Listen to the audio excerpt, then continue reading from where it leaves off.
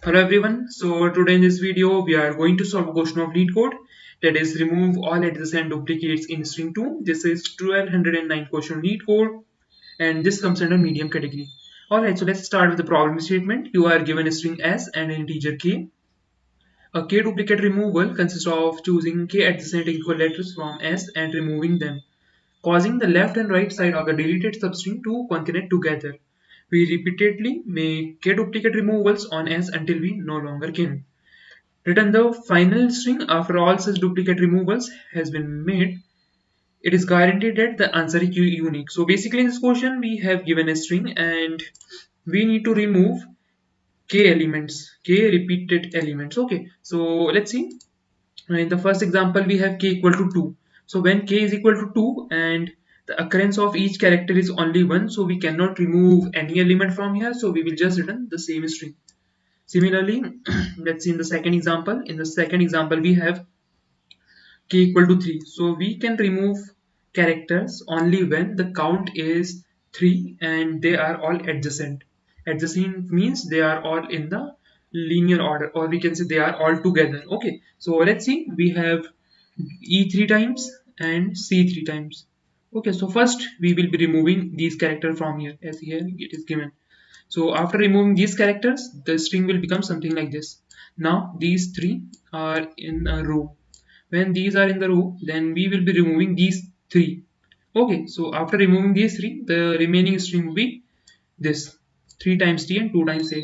Now again, d is 3 times. So what we can do is we can first remove these 3 d's. So after this, only 2 times a is remaining. So we will be returning 2 times a because it is not possible to remove any other character. Okay, so I hope the example is clear to you. Let's see how can we approach the question. So in this question, what we are basically checking is we are just checking the count of the characters and they must be in the order. Okay, or we can say they must be one after the other. So we can use a kind of data structure to deal with this problem easily. So I think we can use a stack easily. So let's see how can we use a stack. So to use a stack, what we need to do is we need to take two type of elements. First one is we need to store a character, and second one we need to store the count of that character. Okay, so whenever we make a stack, we will make a stack of pair of character and integer. Okay, so let's see. Let me make some comments here, and yeah, so we will be making a stack of character and integer. Okay, now let's see. Let me again take a pen here, and yeah, so let's start. In the first example, we don't have any such characters to remove. So let's see the second example because it's quite intuitive. So yeah, let's say we have made a stack S and we started storing elements here. Okay, so this is our stack and we have character here and we have int here. Okay, these are the pairs we have in this stack. Now what will happen whenever we add d? So we will just add d and its count is 1. So we will just add 1 here. Okay, I hope this is clear to you. So we will just add d and 1 in this stack. Now what will happen? We will just check whenever we add another element, we will check whether this element is equal to the previous one or not. Let's say when we add e, so let's say we are adding e in this stack because the next character is e. So when we add e, we will check whether it is equal to the last added element or not. It is not equal to last added element, so we will directly add e here and let's increment the count, or we can say let's initialize it with 1. Okay, so the count of e is 1 here.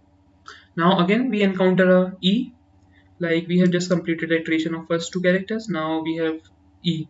Okay, so let's check whether it is available in the stack or not. And to check the adjacent element, what we will do, we will just take the top of the stack because stack follows last in first out property. Okay, so we have E here. So let's increment the count by 2. So we have just traversed through the third character. Now again we have E. Let's increment the count by 1 and it's 3. Now when it's 3, so k is equal to 3. So what we can do, we can remove this character from here. So let's quickly remove it from here. So we will just pop out from the stack. Okay, I hope this is clear to you. So we have just iterated through first 4 elements. Now we have D. And when we have D, we will just check the topmost element. The topmost element is also D. So we will just increment the count of D here. Okay, now we have B. Let's add B because B is not on the top. So let's add B and let's increment, or we can say let's initialize the count with 1. And again we have B. Let's increment the count. Now we have C. Let's add C into our stack and let's initialize it with 1. We have completed the iteration till here. Okay, now again we have C. Let's increment count of C. Again we have C. Let's increment the count of C. We have 3. Okay, so 3 is basically equal to K. So let's remove this C from here, or we can say we are just popping out from the stack. Now we have just completed the iteration till C. Now again we have B. Now the topmost element is B. So let's increment the count, and this B's count is also equal to K. Let's pop it out from the stack. We have just popped out from the stack. Now we have D. Okay, we have just popped out this B. Now we have D. Let's increment the count and it is equal to K. Let's pop it out from the stack. Okay, now let's set to A and let's increment the count by 1. Again add A because not add A, just increment the count of A. Okay, now the iteration of the string is completed. We have created whole string and at the end we have A and its count is 2 in the stack. So at the end what we will do, we will just empty the string by removing all the elements and we will just store these characters into a string. So we will just returning a string of A, which is 2 times A. Okay, so we will be returning this from here and this is our output. I hope this is clear to you. If you still have any doubt in this question, please comment it down. I will again explain the question. Okay, so yeah, let's quickly move on to the coding part and yeah, let's see. Now it's quite easy to code the solution because you have already understood the approach here. So yeah, let's quickly code it. Yeah, so let me initialize a stack of pair int, or you can say char int. Let's name it st. Okay, now let's run a for loop to iterate through the string. So for auto xs, and now let's check if a string is not empty. If it is not empty, then only we can check the topmost element. So let's check if st.top.first.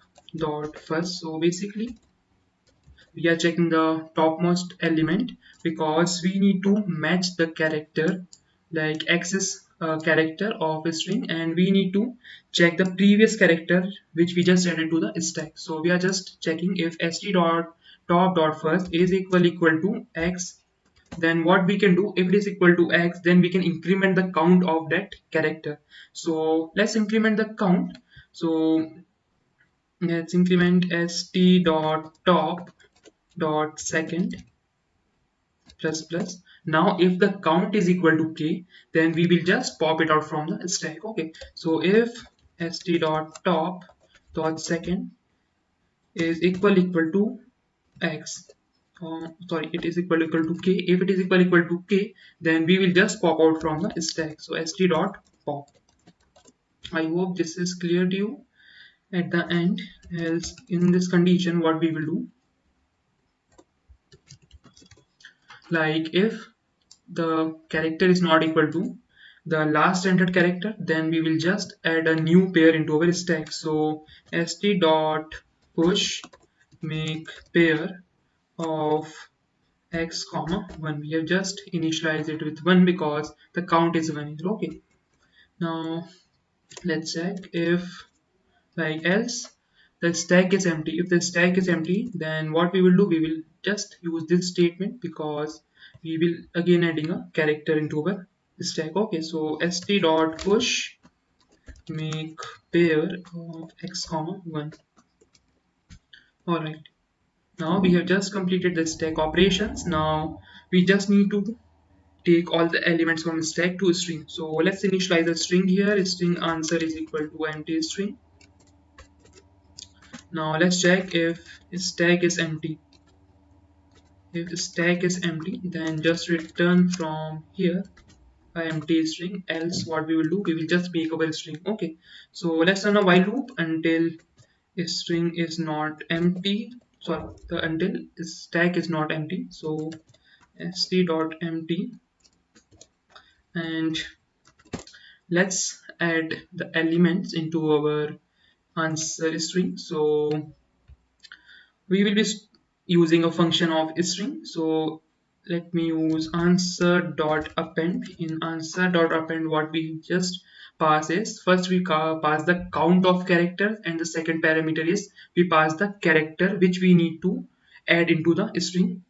Okay, so let's first add the count, because the second one is the count, because this is the integer and we are storing the count here. So st dot top dot second comma st dot top dot first.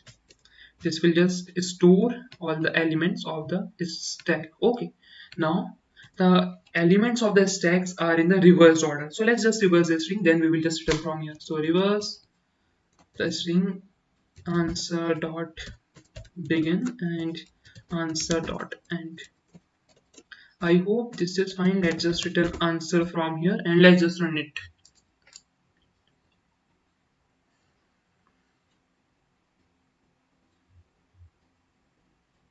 Okay, there isn't any. Okay, we just forget to pop it out from here. So st dot pop.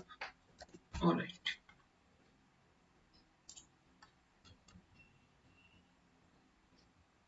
Yeah, it's fine. So let us submit it. Alright, so let's calculate the time and space complexity of our solution. So the time complexity of our solution is big O of n, because we are traversing through all the n elements, and space complexity is also big O of n, because we are storing all the n elements in the worst condition in a stack. Alright, so I hope the approach and solution is clear to you. If you still have any doubt in this question, feel free to comment it down. Please like this video and subscribe to our channel. Thank you.